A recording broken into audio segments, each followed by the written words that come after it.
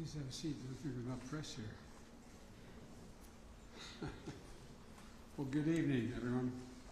Before turning to the important work we accomplished here at the G7, I want to take a few minutes addressing the budget negotiations that I'm heading back home to deal with. Before I left for this trip, I met with all 4 congressional leaders, and we agreed the only way to move forward was in a bipartisan agreement. And I've done my part. We put forward a proposal to cut spending by more than $1 trillion, on top of the nearly $3 trillion in deficit reduction that I previously proposed through the combination of spending cuts and new revenues. Now it's time for the other side to move from their extreme positions, because much of what they've already proposed is simply, quite frankly, unacceptable. And so let me be clear. I'm not going to agree to a deal that protects, for example, a $30 billion tax break for the oil industry, which made $200 billion last year. They don't need an incentive of another $30 billion, while putting health care of 21 million Americans at risk by going after Medicaid. I'm not going to agree to a deal that protects $200 billion in excess payments for pharmaceutical industries and refusing to count that, while cutting over 100,000 school teachers and assistance jobs, 30,000 law enforcement officers, jobs cut across the entire United States of America. I'm not going to agree to a deal that protects wealthy tax cheats and crypto traders while putting food assistance at risk for nearly 1 million Americans. And it's time for Republicans to accept that there is no bipartisan deal to be made solely on their partisan terms. They have to move as well. All 4 congressional leaders agree with me that default is not, let me say it again, default is not an option. And I expect each of these leaders, to live up to that commitment.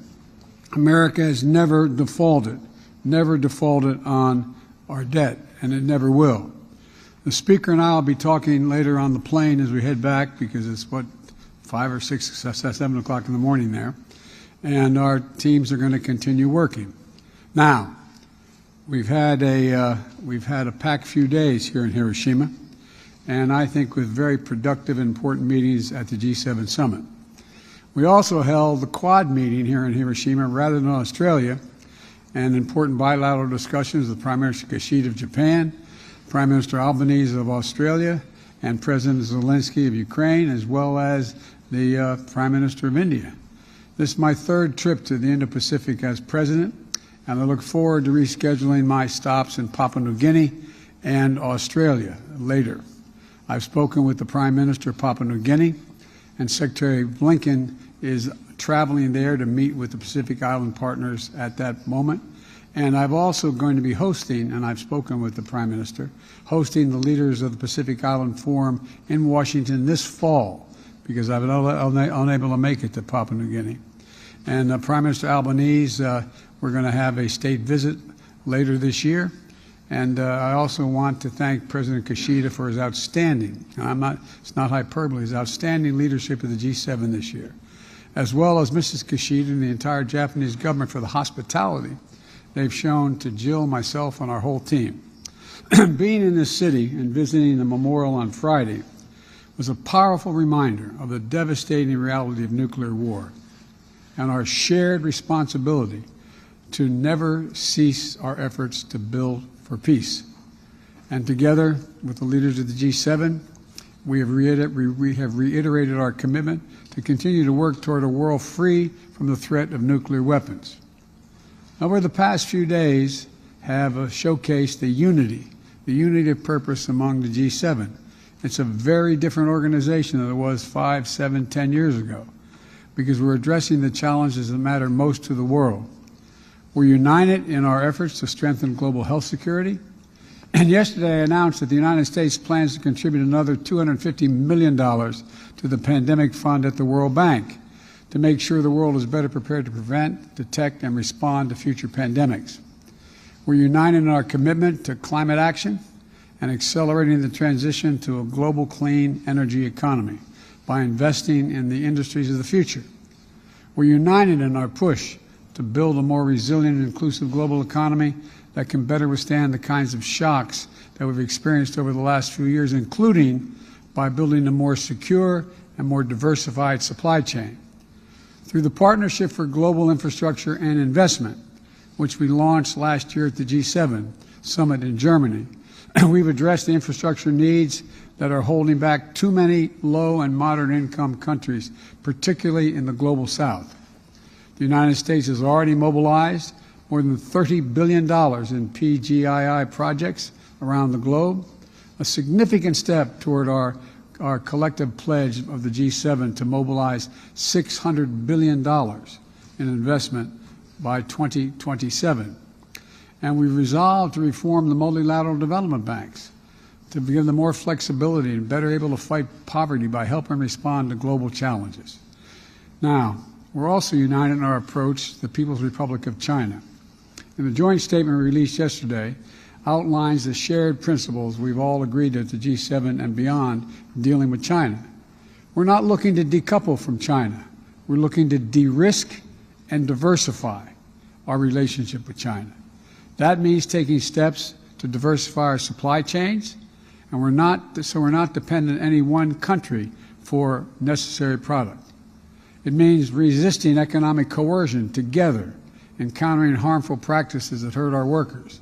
It means protecting a narrow set of advanced technologies critical for our national security. And those elements are all agreed on by the G7. Finally, joined here in Hiroshima by President Zelensky, and the G7 reaffirmed our shared and unwavering, let me say it again, our shared and unwavering commitment to stand with the brave people of Ukraine as they defend themselves against Russia's brutal war of aggression and the war crimes being committed. Together with our partner countries, we reiterated the need for a just peace that respects Ukraine's sovereignty and territorial integrity, both core principles of the UN Charter. Russia started this war, and Russia could end it today by withdrawing its troops from Ukraine, internationally recognized borders, and ceasing its assault. Until then, Ukraine's ability to defend itself is essential to being able to end this war permanently and through diplomacy. You know, and this morning, I once more shared and assured President Zelensky, together with all G7 members and our allies and partners around the world, that we will not waver. Putin will not break our resolve as he thought he could 2 years ago, almost 3 years ago. We're going to continue to provide economic, humanitarian, and security assistance to Ukraine so it can stand strong as long as it needs it. And today, the United States announced our latest tranche of artillery, ammunition, anti-tank weapons, and bridging equipment to help Ukraine succeed in the battlefield. You know, in my private meeting with President Zelensky after the G7 meeting and with his staff, I told him the United States, together with our allies and partners, is going to begin training Ukrainian pilots in fourth-generation fighter aircraft, including F-16s, to strengthen Ukraine's Air Force as part of a long-term commitment to Ukraine's ability to defend itself. We provided the last year all that they needed to deal with what they were dealing with at the moment.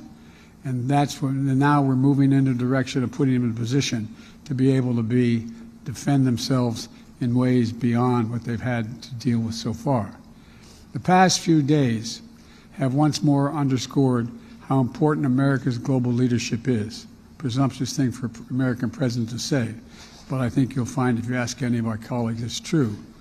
The security and prosperity of the American people are substantially increased by working in concert with our closest allies and partners to build a future of greater economic strength and resilience in a world that is more peaceful and stable. And on many of these issues that matter to the American people, accelerating our clean energy transition, preventing another pandemic, dealing with China, standing up for Ukraine, the meetings I've had with my fellow G7 leaders have left us more united, more resolved, and more determined to set up for the greater progress in the months ahead. And this has been an extremely significant and important summit. With that, I'm going to take some questions. And Trevor of Reuters. You You spoke a moment ago about what you won't do in terms of your negotiations with Republicans, but I'm interested in what you've signaled you already might do. In particular, by conceding in these negotiations to some form of a cap or freezing spending, are you concerned that Mr. McCarthy has already forced you into accepting a policy position that could tip this economy into a recession? No, I don't believe that's the case at all. As a matter of fact, I think that we can reach an agreement. As I've told you, and you may be aware, you've seen it, we have provided for a proposal that would cut $1 trillion off the baseline spent from the year before by just agreeing to deal with what was initially offered. And secondly, we're in a situation where let me put it this way. If you all were doing your budget at home and you said, okay, we have to make some cuts, would you only look at the spending, or would you also look at your income, what was coming in the door, to determine what you could afford? And so part of what I've been arguing from the beginning is the need to consider the tax structure as well as cutting spending. I'm willing to cut spending, and I propose cuts in spending of over $1 trillion. But I believe we have to also look at the tax revenues. The idea that my Republican colleagues want to continue the $2 trillion tax cut that had profound negative impacts on the economy from the Trump administration, the fact that we've provided for the number, we got a lot of input from serious economists and former administration officials in both parties that we need more people who are qualified to be able to look at the tax returns of the 1,000 billionaires in America. Very complicated stuff. It's estimated that if we had the appropriate number of tax personnel, that we would save somewhere between, we would generate somewhere between $200 billion and $400 billion in tax revenue. And there's a lot of other, for example, the idea that we're, in terms of taxes, that they refuse to, for example, I was able to balance the budget and pass everything from the global warming bill. Anyway, I was able to cut by $1.7 billion in the first 2 years the deficit that we were accumulating. And because I was able to say to it that the 55 corporations in America that made $400 billion, or $400 billion, that they pay zero in tax, zero. And so we said you got to pay a minimum of 15% taxes. What a horrible thing! You're paying more than 15% in taxes, every one of you out there. And so guess what? We not only balanced the budget, we were able to reduce the deficit by $1.7 billion. And so there's a lot of things that they refuse to look at in terms of tax generation, as well as what kind of people we're going to increase taxes for. And like I said, we're now down to, we went from roughly 740 billionaires to about 1,000 billionaires in America. They're paying an average tax rate of 8%. Raise your hand if you want to pay 8% only. I think you'd all be ready to do that. So my point is that there's a lot of things that they refuse to entertain, and they just said revenue is off the table. Well, revenue's not off the table. And so that's what we continue to have a significant disagreement on the revenue side. But you don't think the spending cuts themselves will cause a recession? I know they won't. I know they won't. Matter of fact, the fact that we were able to cut government spending by $1.7 trillion, that didn't cause a recession, that caused growth. Look, we have the lowest unemployment rate in over 50 years. We've created 7 million new jobs, including 800,000 manufacturing jobs. We have moved in a direction where we're rebuilding and reconstructing America through the Infrastructure Act. Look, here's the other thing. I'm sure, I'm not sure, my guess is I'll get a question about, well, wait a minute, the American people aren't satisfied. Well, guess what? As I told you all before, most of this, what we've passed, doesn't kick in, it only kicks in over time. And so the fact is, for example, that if you're in a situation where I'll give you the one example that I've used, everybody understands the easiest, is insulin.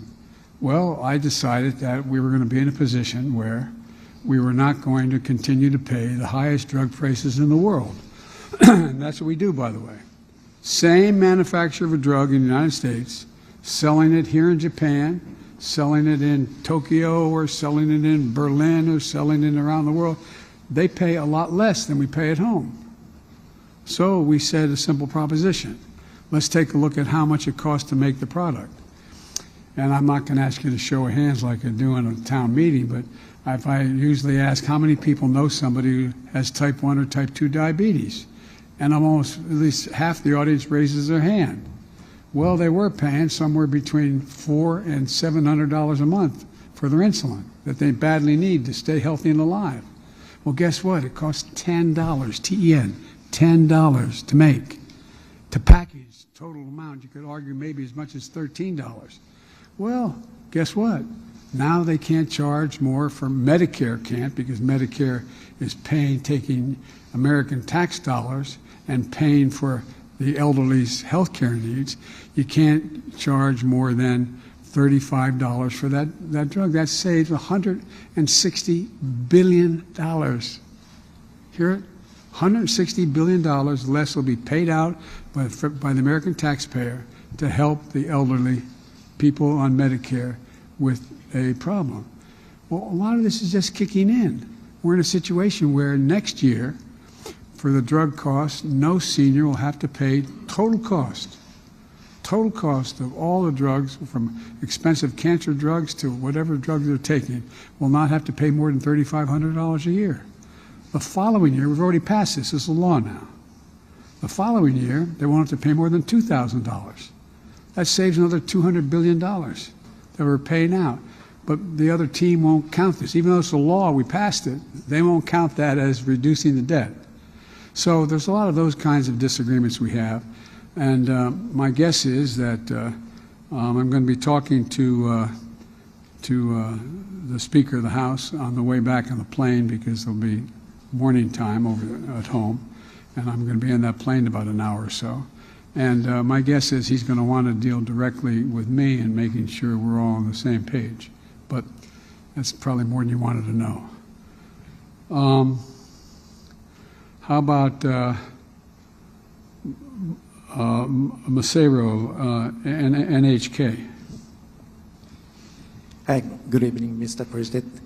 The Chinese military is more active at this time in the Taiwan Strait, with expectations this might increase leading up to Taiwan's presidential election next January. Despite some diplomatic communication recently between the U.S. and China, the military hotline is not working. Under these circumstances, how will you manage the diplomatic relationship with China, and how will you strengthen the U.S. alliance with Japan and ROK in order to counter China? Thank you. Well, number one, you're right. We should have an open hotline. At the Bali conference, that's what the President Xi and I agreed we were going to do and meet on. And then this silly balloon that was carrying 2 freight cars worth of spine equipment was flying over the United States, and it got shot down, and everything changed in terms of talking to one another. I think you're going to see that begin to thaw very shortly. But in the meantime, what's happened is, I think it's fair to say, for those of you who have dealt with the Japanese government and reported from here for a long time, the situation in terms of our relations with Japan have never, ever, ever in American history been stronger. Never, never. And we started this relationship when I came to see, some of you were with me on my first trip here, when I came to see President Kishida's predecessor. and made the case that what's happening in Europe, the world's getting smaller. What's happening in Europe in the invasion of Ukraine affects everyone, including people here in the Pacific Basin. And so we've ended up where you have Japan stepping up in a way that's of real consequence in terms of your defense budget, number one, and a beginning of a rapprochement with South Korea. I've spoken at length with President Moon of South Korea. He came to Washington of late.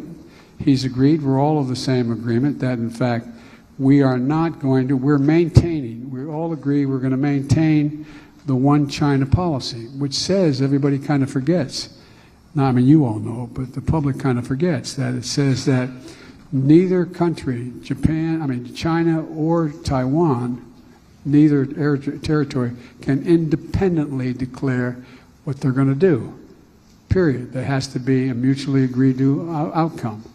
And so what we're sticking by that. We're not going to tell China what they can do. We made it clear that we don't expect Taiwan to independently declare independence either. But in the meantime, we're going to continue to put Taiwan in a position that they can defend themselves. And there is clear understanding among most of our allies that, in fact, if China were to act unilaterally, there would be a response. There would be a response. But so I don't think there's anything inevitable about the notion that there's going to be this conflict between the United States and the West and or Japan and Korea and the Quad. And if you take a look at what's happened, we are more secure with all the talk about China's building its military. It is building its military. And that's why I've made it clear that I am not going to I'm not prepared to trade certain items with China. And when I was asked by President Xi why, I said, because you're using them to build nuclear weapons and other weapons of mass destruction, and I'm not going to do it. And we've now got commitment from all of our allies. They're not going to either provide that kind of material that allows them to do that. But that's not a hostile act. That's an act that says we're going to make sure that we do everything we can to maintain the status quo ante. And what's going on now is, look at the meeting we had here today and yesterday, the Quad. I bet you, maybe some of you thought it, but I doubt many people in this audience or any other audience would have said that 2 years after being elected, I'd be able to convince India, Australia, Japan, and the United States to form an organization called the Quad to maintain stability in the Indian Ocean and the South China Sea. Well, when asked by the Prime Minister, by President Xi why we're doing that, I said, simple.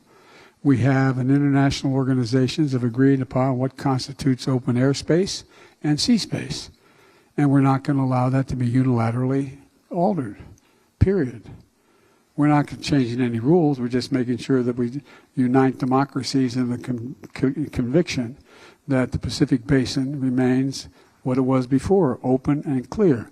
So I guess what I'm saying is, I don't guess what I'm saying, what I'm trying to say is I think we're more united than we've ever been in the Pacific in terms of maintaining stability and maintaining a sense of security.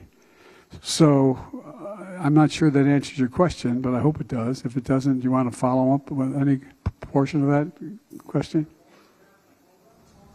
Well, how about, if you don't want to follow, how about Anne-Marie at Bloomberg, TV and radio?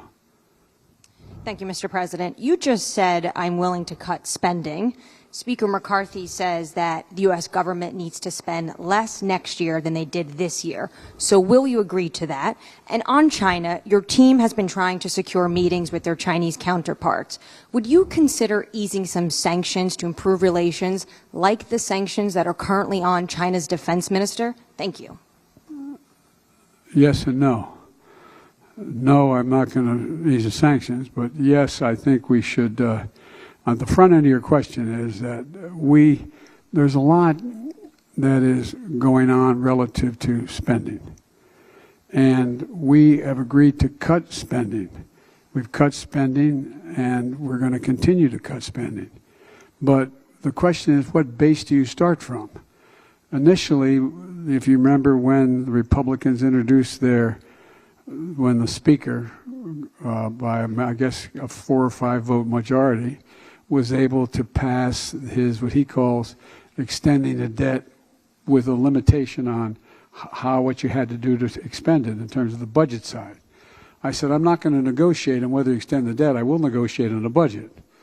On the budget side of the equation, they came along and said initially, it's hard to determine where they are, quite frankly. And I don't know, you all may know more from questioning them than I do. But they came along and said, we're going to move off of the 2023 budget. And that's the baseline we're going to use for the next 2 years, that budget. And I said, well, what about what you all just voted on after the budget, which was the add-on money that you all agreed to, and the House and Senate voted for? And they said, well, that includes that as well.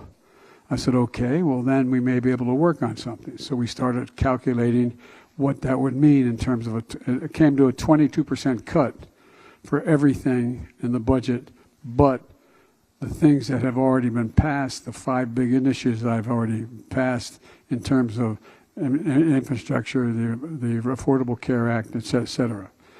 But in the meantime, what happened is that that seems to be changing. They said, well, we're going to exempt. Remember we said that, well, you're going to cut veterans because 20 said everything, that's discretionary budget. So no, we're not going to cut veterans. Okay, that's good. And initially they started off, they're going to cut Medicare, Medicaid. I said, whoa, whoa, whoa, whoa, no, I mean, not Medicaid, Social Security and Medicare. They said, no, no, no, no. First time I ever had a negotiation in a State of the Union message. But they said, no, we're not going to cut that. Okay, well, that's off the radar. What else is off the radar? And they named some other things. And I said, well, that means if you want to get the number you wanted from freezing the budget at 2023 plus the additions you added, then it means you're going to go from 22%, you're going to end up cutting 30% or 35% discretionary budget. For example, if you calculate what they're talking about, they're going to lose 100,000 teachers and assistants. They're going to lose thousands of police officers across the board. I mean, just calculate what it means if you take all discretionary spending and you make no distinctions other than what the percentage number of the cut is. And some of it makes absolutely no sense at all. And so what we've done is we're going to have to sit down. I'm hoping that Speaker McCarthy is just waiting to negotiate with me when I get home, which has been, I don't know whether that's true or not. We'll find out. But at first we weren't making progress. Then we made a lot of progress. And then all of a sudden they came back with a proposal that was very cut back from where they had agreed or discussed. And now I don't know where we gave a counter proposal to the counter again. I know this sounds ridiculous, but that's what we did. And I'm waiting to hear the response to what we have offered. We are willing to cut spending as well as raise revenue so people start paying their fair share. Again, if this is for a town meeting, and ask, raise your hand if you think the tax structure is fair, remotely fair. What do you think? Anyway, so that's the context.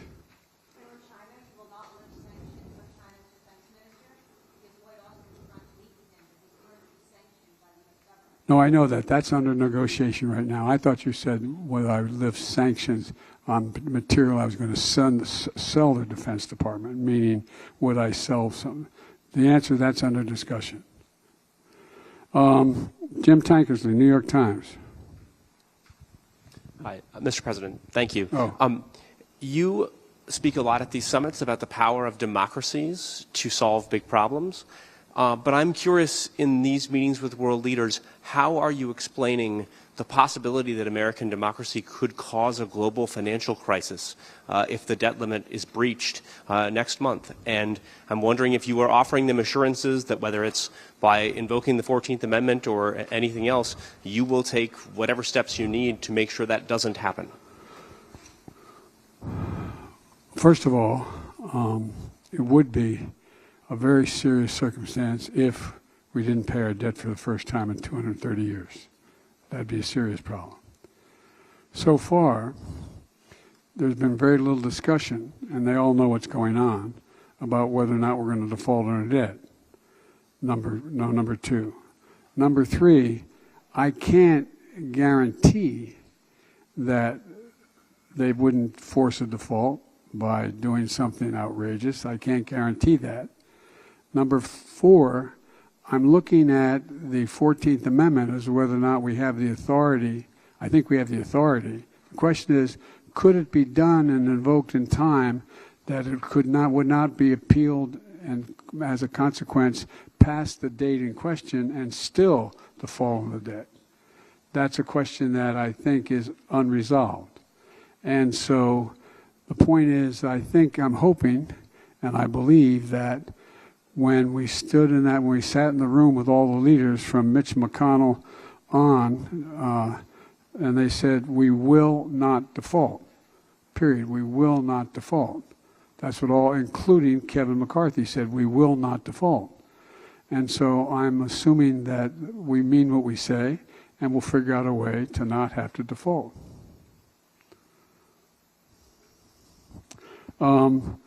Elizabeth Palmer, CBS News. This is the last question, sir. Good afternoon, Hey. Mr. President.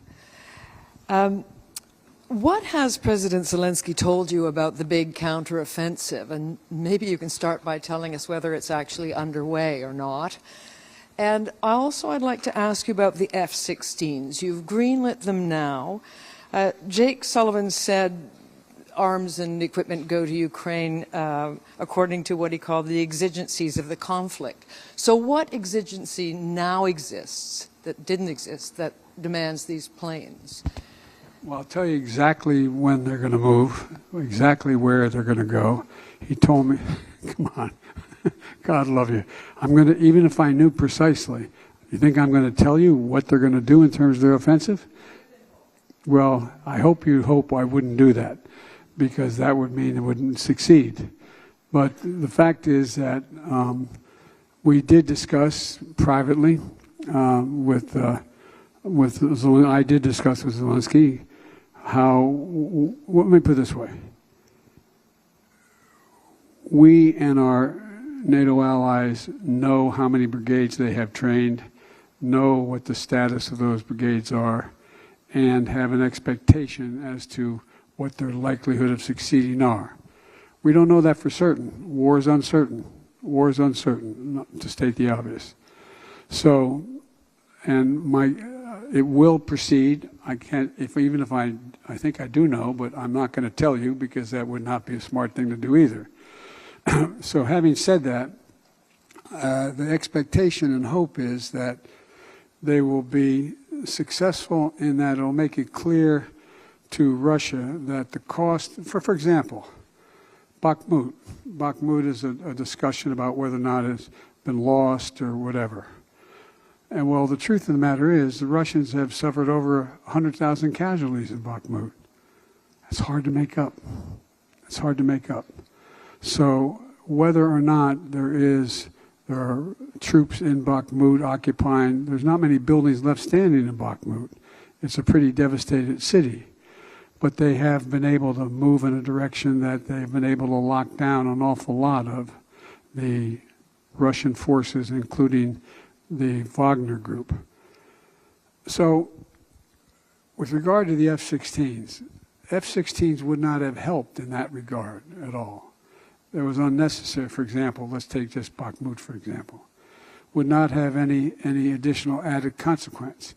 But what's happened is, since the provision of everything from the significant missile defense systems, tanks, sophisticated tanks, and like all the things that were of consequence in the near term in the Donbass area and where the fighting was taking place, they now have all that equipment. There's a little bit still coming, but have all that equipment. What's going to happen, though, is if they continue to do well, they're going to be in a situation where you're going to have the Russians being able to stand off at a greater distance from maintaining their headquarters and other things which are out of range of certain of the existing capacity they have. And they have to be able to be in a position where now those fighter jets, those F-16s, make a big difference in terms of being able to deal with what is coming down the road. And God willing, and we don't know this, if they're successful and there ends up being an accommodation where there is not a ceasefire, but there is a peace agreement that gets worked out, that they'll have the capacity to have confidence in their ability to resist response by the Russians if they were to change their position. So that's the essence of the difference. Was there another part of the question?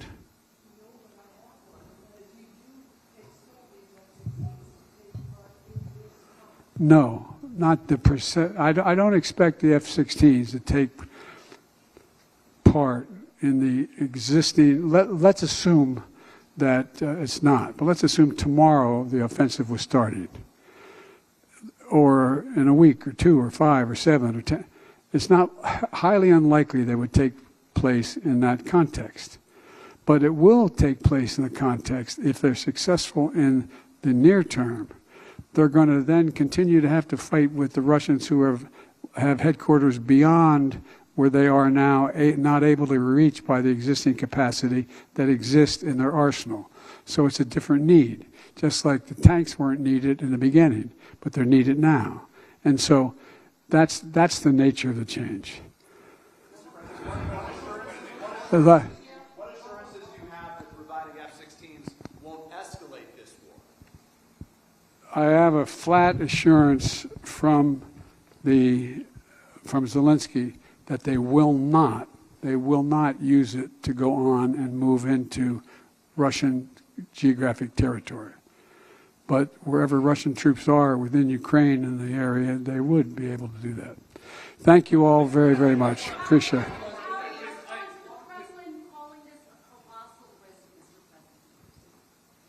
It is for them.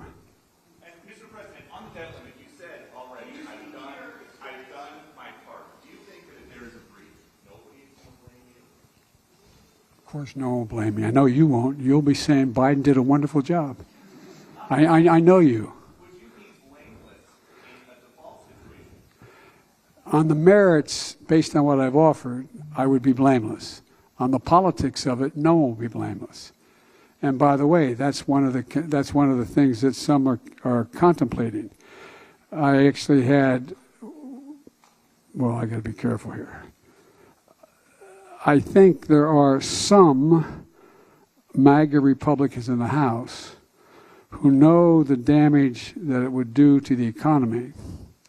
And because I am president and presidents are responsible for everything, Biden would take the blame, and that's the one way to make sure Biden's not reelected.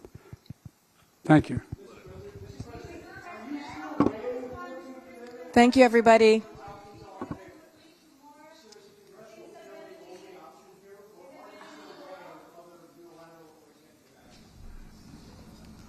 We have not come up with a unilateral action that could succeed in a matter of 2 weeks or 3 weeks. That's the issue.